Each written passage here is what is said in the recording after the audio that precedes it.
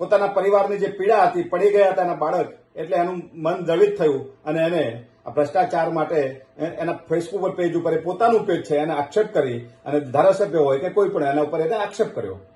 પરિણામ શું આવ્યું કે એ ફેસબુક પોસ્ટને લઈને તેના સ્થાનિક ધારાસભ્યએ એ વ્યક્તિના ત્યાં પોતાના ભાડૂત માણસો ગુંડાઓ મોકલ્યા અને એને પોતાની ઓફિસે બોલાવવામાં આવ્યો. એ ન આવતા એને વચ્ચે ક્યાંક રોકી અને એને મારવામાં આવ્યો.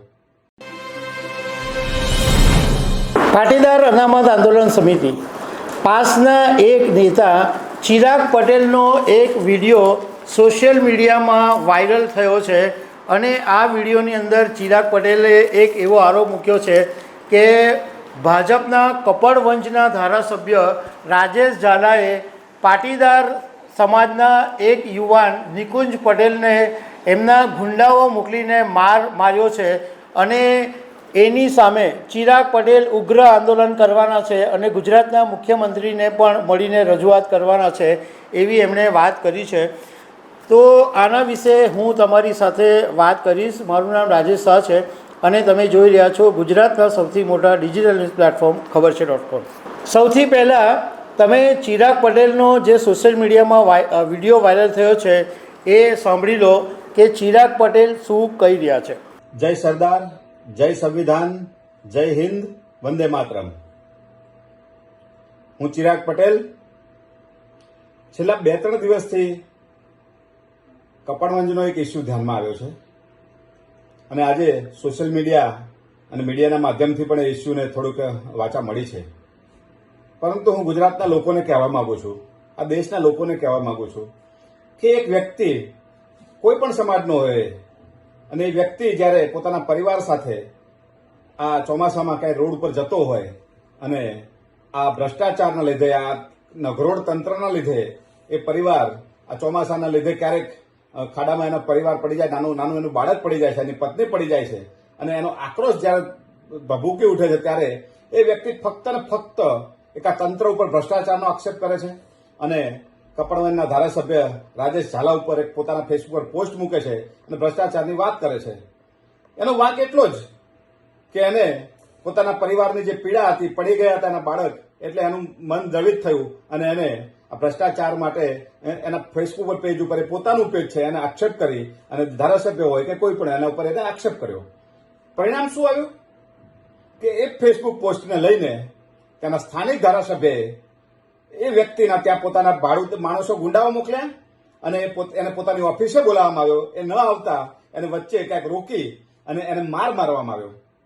તો ગુજરાતના મુખ્યમંત્રીને કહેવા માંગુ છું અને ગુજરાતના નાટકબાજ ગૃહમંત્રી હર્ષ સંઘવીને પણ હું કહેવા માંગુ છું કે તમારા ગુજરાતમાં, આપણા દેશમાં શું તંત્રનો ડર કોઈને નથી?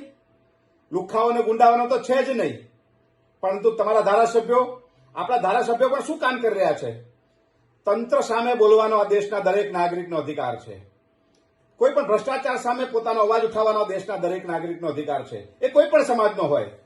જ્યારે એની વાત પોતે પોતાના ફેસબુક માધ્યમથી, ડિજિટલ માધ્યમથી લોકોની વચ્ચે મૂકી રહ્યો છે, ત્યારે શું એક ભારતીય જનતા પાર્ટીના ધારાસભ્યને આ શોભે છે કે પોતાના ગુંડાઓને, એક નાના માણસને ત્યાં મોકલી અને એને મારવો અને એને ઉત્પીડન કરવું એ વ્યાજબી વાત છે? આ વાત મારા ધ્યાને આવતા ને વ્યક્તિગત જેની ઉપર મારવામાં આવ્યો છે એવા નિકુંજ પટેલ પણ સાથે વાત કરી છે. મને વધારે એમ થયું કે ખરેખર મારે રાજેશ ઝાલા સાથે પણ વાત કરવી જોઈએ. ખરેખર વાતમાં તથ્ય કેટલું છે એની પણ ચકાસણી કરવી જોઈએ. એટલે એક જવાબદાર નાગરિક તરીકે, એક જવાબદાર આગેવાન તરીકે મેં રાજેશ ઝાલા સાથે પણ વાત કરી. એકદમ ઉદ્ધતાઈ ભર્યા વર્તનથી રાજેશ ઝાલા વાત કરી રહ્યા છે અને રાજેશ ઝાલાનું કહેવું છે કે મને એને ભ્રષ્ટાચારી ચિતર્યો. અરે ભાઈ, આ દેશના દરેક નાગરિકને ભ્રષ્ટાચારી કે જો એને પણ પોતાના ધ્યાનમાં જે પણ વાત આવે કરવાનો અધિકાર છે.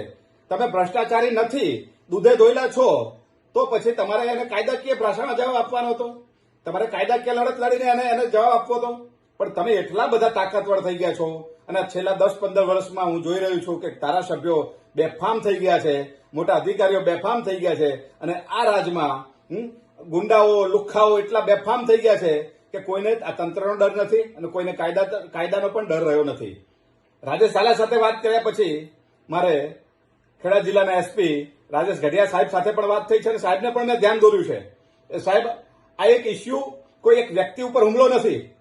આ હુમલો છે દેશના નાનામાં નાના નાગરિક જ્યારે સિસ્ટમની સામે પોતાનો અવાજ ઉઠાવે છે અને પોતાની વાત કરે છે એની ઉપર હુમલો છે.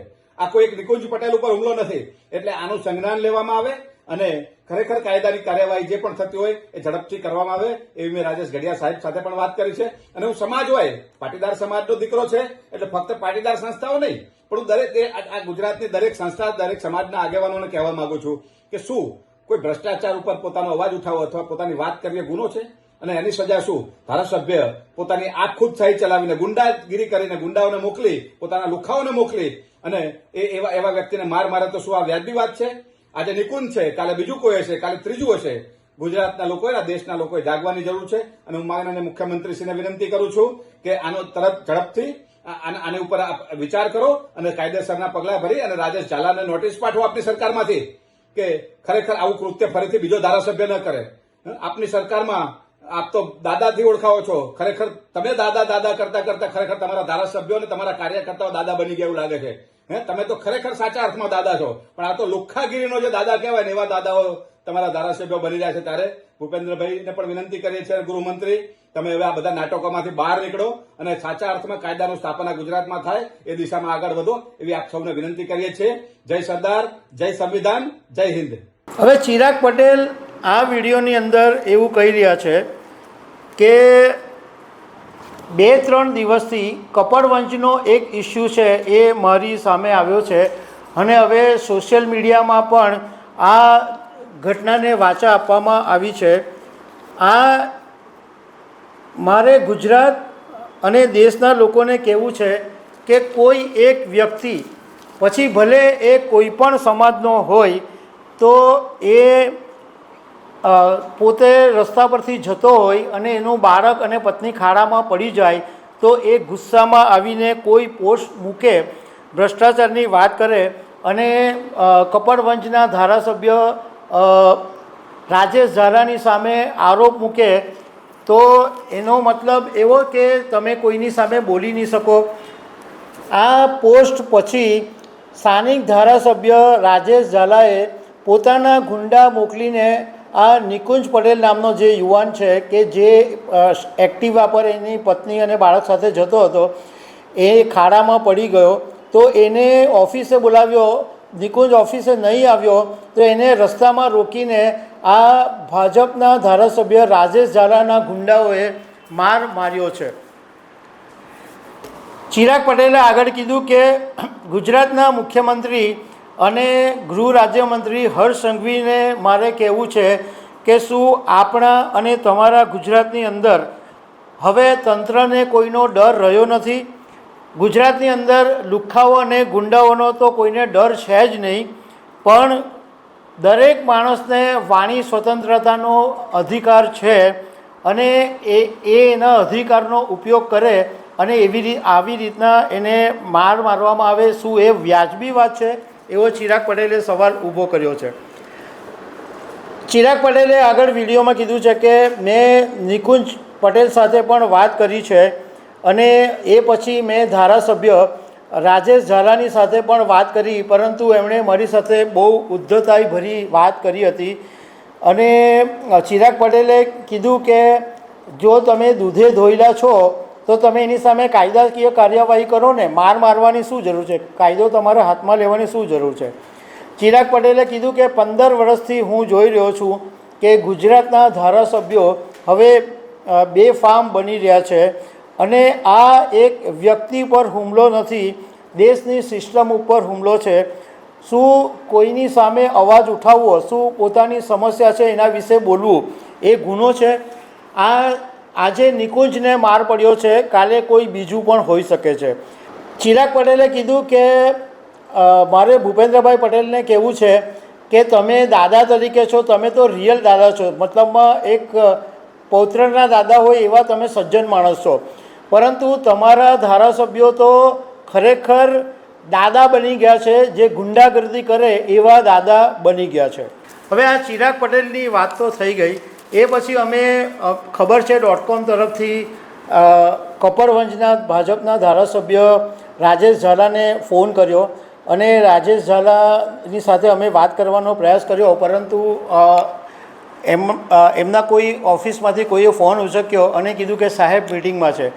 અમે એમને એમ પણ કીધું કે અમારે ખાલી 1 જ મિનિટની વાત કરવી છે અને આ પાટીદાર સમાજના નિકુંજ પટેલને મારવા વિશે પૂછવું છે.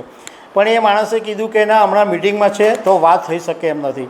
એ વાતને પણ લગભગ 1 કલાક થઈ ગયો, હજુ સુધી રાજેશ ઝાલાનો ફોન આવ્યો નથી. ચિરાગ પટેલની આ વાત સાચી છે કે ભાઈ કોઈ પણ માણસને તકલીફ પડે તો એને બોલવાનો અધિકાર બંધારણે આપેલો જ છે. એમાં ભાજપના ધારાસભ્યએ ગુંડાગર્દી કરવાની જરૂર નહોતી. તો દર્શક મિત્રો, આવી અનેક વાતો સાથે અમે તમને મળતા રહીશું. Thank you very much.